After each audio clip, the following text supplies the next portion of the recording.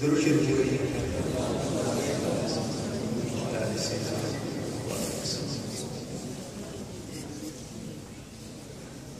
اللهم صل على سيدنا محمد وعلى ال سيدنا محمد وبارك وسلم.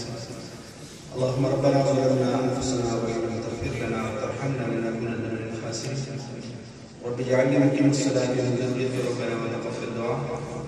ربنا اغفر لي ولوالدي وللمؤمنين يوم يقوم الحساب. رب ارحمهما كما ربياني صغيرا. لا اله الا انت سبحانك اني كنت من الظالمين. الهكم اله واحد لا اله الا هو الرحمن الرحيم. استغفر الله الذي لا اله الا هو الحي القيوم واتوب اليه. اللهم لا مدع لنا ذنبا الا غفرته ولا هما الا فرجته ولا دينا الا قضيته ولا مريضا الا شفيته ولا عدوا الا حصيته ولا حاجه من حوائج الدنيا والاخره ويسرها يا ارحم الراحمين. اللهم انا نسالك منه ما سالك منه نبيك وحبيبك محمد صلى الله عليه واله وسلم ونعوذ بك من شر ما استعاذك منه نبيك وحبيبك محمد صلى الله عليه واله وسلم وانت المستعان. عليك البلاء لا حول ولا قوه الا بالله العلي العظيم. يا الله لكم سنه رسول الله صلى الله عليه وسلم صفت يا الله باري عليك كل منزل وذي يا الله رسول من تشريف وذي الله تعالى دې موږ خیر او برکت واچي. الله دې قرار وکړي یا الله دې اوازونو کې الله مزید نور می الله ترقی راوړي یا الله دې د عمر کې خیر او برکت واچي. دا څومره مرګ چې د حاضرې کړي الله تعالی خپل دربار عالی په ټول منځونو ګرځي. الله شرف قبولیت دې الله ورسي یا الله زموږ په حال باندې رحم وکړي. الله دې موږ په حال باندې رحم وکړي.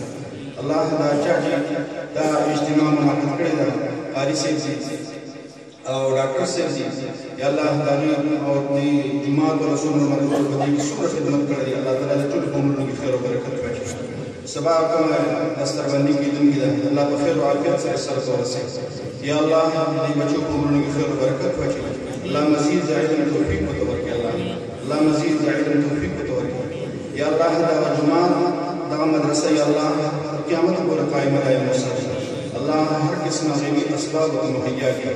الله هر قسم غیبی اسباب مهیا کړي یا الله دې جماعت دنیا چې چاهي حضرت مولا بابا رحمت الله علیه یا الله دا غي قبر د نور نډک یا الله دا درس دا سلسله شروع کړی ده یا الله دا غي قبر د نور نډک الله قبر منور معطر کړي.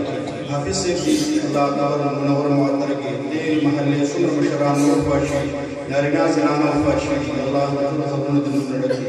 الله دې حاضر مجمع کې د 84 قسم شرعي حاجات دې خپل خزانه غیب نه پوره کړي. الله دې مجلس په برکت سره الله زموږ والدین ته الله صحت او عافیت نصیب کړي. الله دې چا والدین وفات کړي خبرونه دې نور نه ډکړي. الله دغه مدرسې سره د جماعت سره الله نور مدارس سره مساجد سره خانقاهونو سره مراکز سره الله څومره څوک امداد کوي. الله دې ټول عمرونو کې خیر او برکت واچي. مال حال کې خیر او برکت واچي. بچو کې خیر او برکت واچي. الله دغه ټول حفاظ او قراء او علماء کرام یا الله دې نیکان او صالحان مسلمانان الله عمرونو کې خیر او برکت واچي. د هر قسم شرور او آفات او بغیات نه الله تعالی محفوظ ساتي. الله دې کشان زموږ د اګړې او قران او سنت سره الله تعالی تر قیامت پورې الله قائم او دائم وساتي. یا الله دې ثواب زموږ اسلاف او مشران الله تعالی ورسي. یا الله دا غي قبرونه د نور نډکي. یا الله دا غي قبرونه د نور نډکي. موږ څومره اساتذه کرام دي الله ژوند دي الله تعالی په عمرونو کې خیر او برکت واچي. علم او عمل کې برکت واچي. الله څومره واچوي قبرونه د نور نډکي. الله قبرونه د نور نډکي. الله برزخی زندگی د خوشالو کې الله برزخی زندگی د خوشالو کې الله د حاضر مجلس ټول صغیر او کبیر ګناهونه معاف کړي.